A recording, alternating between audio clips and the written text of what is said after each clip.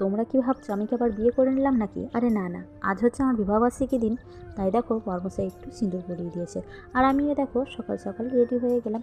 আর এদিকে দেখো শাখার বাঁধানোটা পরে নিয়েছি, দেখো তো কেমন লাগছে কমেন্টে জানিও। আর আমি এদিকে রেডি হয়ে বর আমাকে সিঁদুর পরিয়ে দিয়েছে, আর আমিও কিন্তু প্রণাম করে নিয়েছি। যতই হোক পতি পরমেশ্বর। আর বিবাহবার্ষিকী বলে বলছিলাম, ওর মতো স্বামী পাওয়াও কিন্তু ভাগ্যের ব্যাপার। তারপরে দেখো সোজা চলে গেছি সাঁইথিয়া। আর সাঁইথিয়া কিন্তু এই নন্দকেশ্বরীতলা মন্দিরে আমাদের বিয়ে হয়েছিল প্রায় 11 বছর আগে।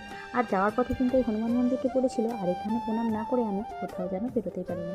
তারপরে দেখো এই সাঁইথিয়া শহরের এই নন্দকেশ্বরী মন্দির খুব একটা বিখ্যাত না হলেও আমাদের কাছে কিন্তু অনেক বিখ্যাত। আর এইটা হচ্ছে সতীপীঠ 51 পীঠের মধ্যে এখানে এটা একটা পীঠ। আর এই পীঠের মধ্যেই 11 বছর আগে আমাদের কিন্তু 4 হাত এক হয়েছিল। তারপরে দেখো আমরা কিন্তু আজকে এই মন্দিরে এসে পুজো দিয়ে নিয়েছিলাম, তারপরে কিন্তু এখানে ভোগ প্রসাদও পেয়েছিলাম। আর এই ভোগ প্রসাদ পেয়ে আমাদের এত ভালো